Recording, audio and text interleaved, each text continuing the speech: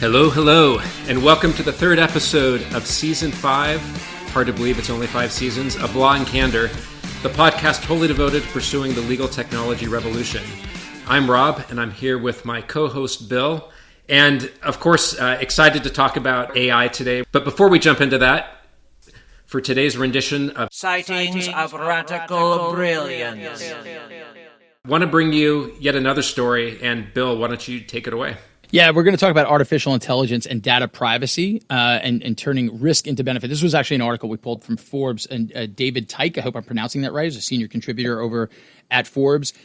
This is really interesting. And Rob, I know when we read the article, one of the things jumped out at us because you had learned about it when you went back and got your master's in analytics. And it's interesting. Why don't you give that as an example, and then we'll get into the whole article. Yeah, one thing we talk about a lot are the unintended consequences of AI and machine learning. And this story comes from Target, where, a long time ago, which makes it even more interesting. This was, I think, over 10 years ago. Someone in their data science group had developed an algorithm that could accurately predict if someone was pregnant. And for companies like Target, that's a great thing to know, because I think if I remember it right, someone who is pregnant is basically the highest value customer that a store like Target can have. You think of all those purchases that are going to happen in the next couple of years. The unintended consequence was that, of course, that information was passed on to marketing, who would send out materials to people that were, on sort of, pregnancy-focused products. Some poor, I think it was a single father in the Midwest, started receiving these, couldn't understand why he would be receiving these, because it was just him and his fairly young daughter that lived in the house. And of course, it turned out that, she was pregnant. She just hadn't told him yet. And, it raised just a ton of privacy questions. I missed that episode of the Brady Bunch, by the way. That would have been Brady Bunch, 21st century. But between then and now, again, like Rob said, that was 10 years ago. Between then and now, in 2019, personal information became the most valuable commodity in the world, passing oil. Okay, so think about that for a second. PI is now a more valuable commodity than oil. So what happened was these companies, through artificial intelligence, have figured out a way to make money. Think about Facebook, think about Google. They're making money off personal information, whether it's through ad buys or other. And what's going on now is all these third-party softwares, these AI softwares, are being licensed by these companies, and they're figuring out how to monetize personal information.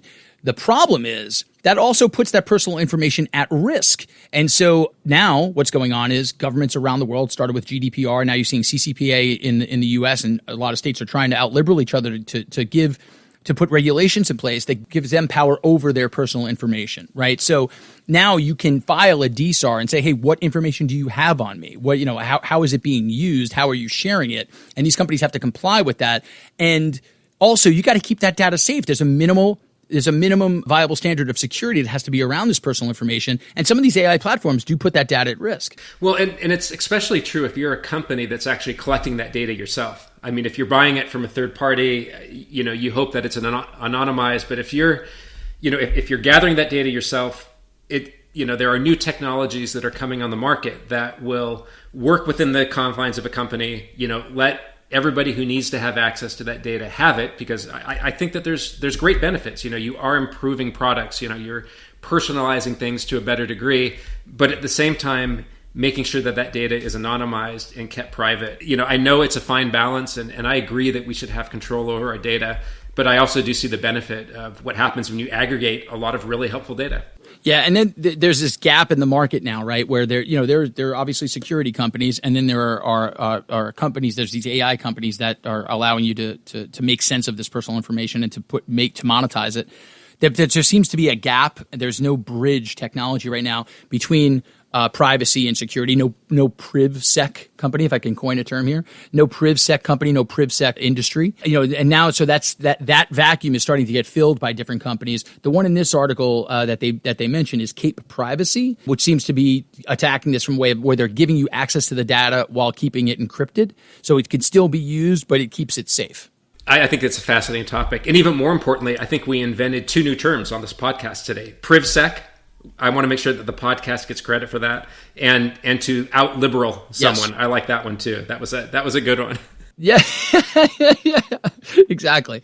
States out-liberaling each other and PrivSec. Yeah, there are companies popping up all over the place on this, and a quick Google search when you go through when you read an article like this, K-Privacy comes up, another company, Anantech comes up. It seems like they're trying to fill that vacuum, and it'll be interesting to see who wins that race, because I think this is a technology that has to come into play so that companies can stay in compliance with the various state regulations and give people some assurances that their data is not only being protected from hackers, but also gives them an idea, gives them some transparency in how their data is being used. They might not mind it so long as they're getting a benefit from their data being shared, but I think people want to know how their data is being used and whether or not it's being shared, and also that it's protected from all kinds of intrusion. So interesting space. It'll be interesting to see who comes out ahead in terms of that technology in that PrivSec industry, that PrivSec world that we just invented. And we'll keep an eye on the space. All right, here's what we're going to do now. We are going to transition to, I could say this without equivocation, one of both mine and Rob's favorite people. His name is CJ Mahoney. He's with Cleary Gottlieb. We're going to talk to CJ about artificial intelligence and analytic practices around privilege review specifically. CJ is a genius. I am comfortable saying this because right now he is not on with us. I much prefer talking behind his back. I do not give him compliments to his face, but this is going to be a fantastic podcast. I think you'll all enjoy it. Thanks. All right, so we're going to welcome in our guest speaker today, CJ Mahoney from Cleary Gottlieb. CJ, not everyone in our audience is as familiar with your genius as I am and Rob is, so please give us a little background on yourself, and we'll kick this thing off. I don't think I'm familiar with my genius, but thanks. Hi, so I'm a senior attorney at Cleary Gottlieb. I'm in the D.C. office. As the senior attorney in the D.C. office, I manage our discovery and our discovery group. That involves advising clients on document retention, representing them at meet and confers, at hearings, conferences, and depositions about discovery. And then I also sort of shepherd them through the production process from preservation all the way through to production. Nice. CJ, analytics is one of those topics that comes up over and over on the podcast, and we're excited to be able to talk about it today too. It feels like maybe analytics is finally gaining some traction after all these episodes and times we've talked about it. Why is it taking so long for folks to adapt? I think there's a bunch of different reasons. I don't think I could point to one single thing, but as lawyers, we are a bit risk averse, a bit stuck in our ways. So I think that's part of it, but I think that's actually only a small part. I think there have been some instances where usage of analytics or TAR or whatever you want to call this implementation of AI for something like responsiveness and production has been held to a higher standard than other forms of filtering. And I think that holding it to a higher standard by some judges or some opposing parties has sort of hurt the implementation of it. But I think we are at a point where we're getting beyond that and seeing higher implementation for things like production. I think with something like implementation for privilege, I think we're still a bit slow there just because it's a more difficult, more nuanced classification to make. I'm just glad that you didn't say that there's just an inherent distrust for anything Bill's trying to sell, because I thought you'd think that that was sort of what was holding analytics back in the market. So I'm just glad you didn't say that. It's a given. Oh, great. Fantastic. So, all right. But, I want to talk about something that I think you guys got some critical acclaim for, and that was I saw that you were recently written up in the Financial Times about using AI to detect privilege, and it was a great article. Can we get into that project a little bit, how you came to do it, what your results were, and why you even had to do it, because I think that's an interesting story. Sure. So we had a client that was under investigation. There was a government raid on the client. It was roughly 2 million documents seized. And when that happens, the government comes back to you and says, essentially, we're able to look at everything that's not privileged, so go ahead and make your privilege claims. Here's the data to make your claims. This was a really cost-sensitive client. And we tried running some search terms, but search terms just weren't getting us to a narrow enough population for them. So they were willing to just waive privilege on everything rather than undergo an expensive document review. So we were really stuck. We didn't want them to do that, but we had to come up with another solution for them. Like, CJ, have you ever had an instance like that where a client was literally willing to waive privilege instead of having to undergo the costs of doing a review? This would have been an extreme one, but there are clients that, will push back if your population and estimate is too large, and that are willing to take some risks on what you take a look at in order to get costs down. But telling us just not to do something entirely, I think, was pretty unique. And so, when you're kind of confronted with that situation and, like you have a client that's, sort of like in that state of a mind, what do you propose to them? How do you get around that? Well, I was asking myself those same questions until we had a discussion and talked about some novel ways of using machine learning, some metadata pattern recognition that, combined with some more traditional text analysis, might get us a set of privileged documents that we could actually classify with enough precision to hold them back. Can you talk about the tech side of that for a second? Because I think some of the early frustration in the industry around using, AI and machine learning for privilege detection, I think a lot of that frustration was probably related to early models that only looked at text. Like, why would that be problematic? Because it seems like it works for other problems. Yeah, I think that's right. I mean, I think when you're looking at something like responsiveness, it's generally the text is a good indicator if something's responsive. When you're looking at something like privilege, it's relationships like senders and recipients that matter. If you have two different senders saying the same thing and one's a lawyer and one is a business person, it really changes the context of the communication, the reason that person might be saying it, and provide some inference into whether this was legal advice or just ordinary course business discussion. It's really just a text-based classification can't pick up on that well. I mean, this is the fun stuff, though, right? I mean, the day-to-day management of and what you have to do on the average e-discovery case. And we've all been through it, right? And even the complex ones can get mundane. But this is the stuff. I imagine you had to really dig into this with your team and the data scientists you were working with. I mean, that's got to be at least the fun part of the job. Well, as a zealous advocate for my clients, Bill, I love it all. But yeah, the AI and solving these kinds of difficult problems is really the most challenging and most fun experience. CJ, like, as more clients, seem to be open to AI, and of course the desire to save costs hasn't gone away. If anything, I think it's become more intense. What other situations are you seeing, or are you seeing just kind of a more openness to these kind of solutions? Absolutely. More openness from the client side. I think there's more trust in AI as AI is sort of dominating our world outside of the legal realm too, that I think it gets people more comfortable with it. I think the types of data explosions we've been seeing for the past, 15 years aren't going away. They're getting worse. And so traditional methods of analyzing document populations are getting more and more expensive.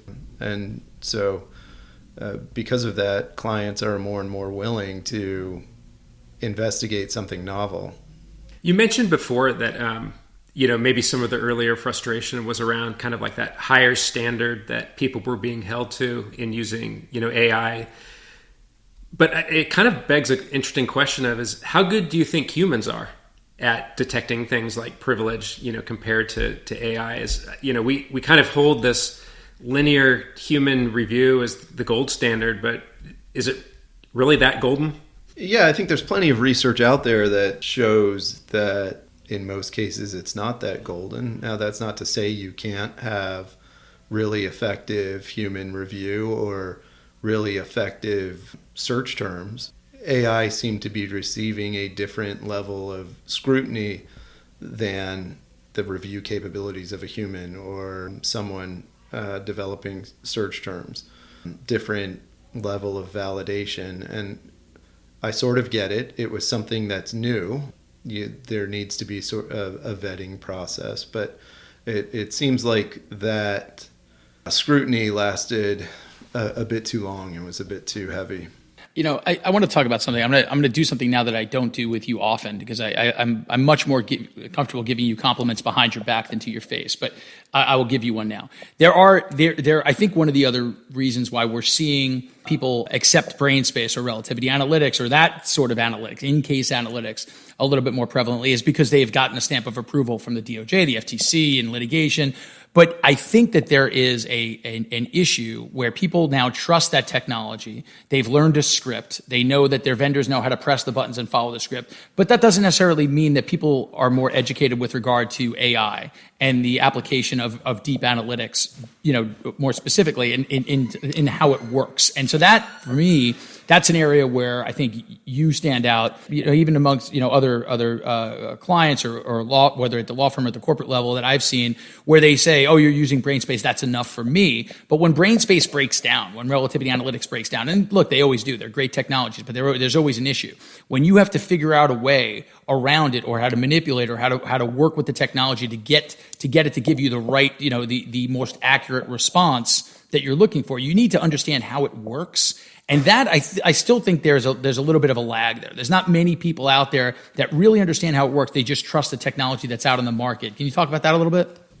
I think that's right. And I think that in some cases that might be fine, but it can be a recipe for disaster. We've had some models where just using baked in workflows in leading technologies and very good algorithms resulted initially through thousands of training documents in a population that was being classified less effectively than if I had closed my eyes and randomly looked for responsive documents.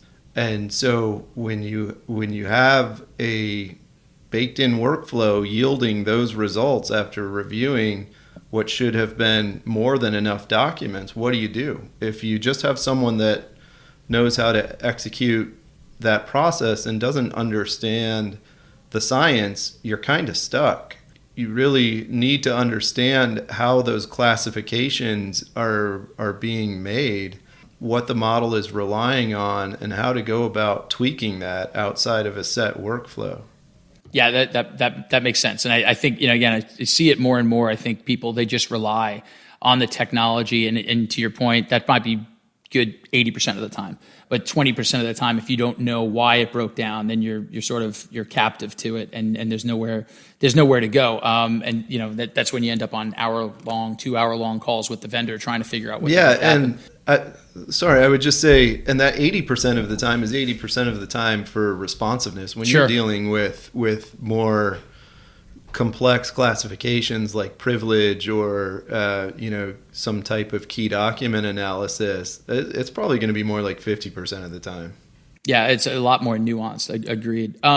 Let's talk about recommendations. We like to leave our listeners, and by listeners I mean my mom, with good recommendations on how to go forward. What recommendations would you have for people that are going down this road, other than understanding the technology beyond just trusting the market? The third party tools that are out there. Yeah, I think it's probably the exact opposite of trusting the market, right? What we were just talking about is you have to understand how the technology works. You have to understand how data science works, how modeling and classification and statistical analysis works, so that you can step in and make adjustments as necessary. You also have to be able to have intelligent conversations with your service provider about what they're proposing rather than just relying entirely on them. There's some great service providers out there with tons of data science expertise, but you need to know a little bit about it yourself in order to be able to figure out who those people are. Yeah, it's definitely more of a collaborative process, even when it's going well. I find that those calls are more of a collaborative process. And I appreciate you giving those recommendations to my mom. I'm sure she's taking copious notes as we speak. I can give her some more offline about how to handle her current life situations with you. No, CJ, this has been a great conversation. Maybe just to try to recap it a little bit. Things may have been a little rocky initially, but AI has gained more acceptance. Even though initially maybe it was held to some more scrutiny, especially for privilege, there's definitely some unique challenges. Sometimes we like to say that the context is just as important as the text, and working around those is really important. Really understanding the technology and the process, and having just enough of a foundation in data science statistics is really helpful. Probably the number one thing we've learned is that CJ has just been much harder to get a hold of since that Financial Times article came out. Big time. I don't know what's going on. He screens his calls. It took us 5 seasons to get him onto this podcast. His rookie card has gone up in value. It definitely has. So if you get a chance to look at that, amazing. Really appreciate you coming on the podcast today. CJ is one of our favorite people to work with, and thanks again for being here. Thanks for having me. I appreciate it. Thanks, man.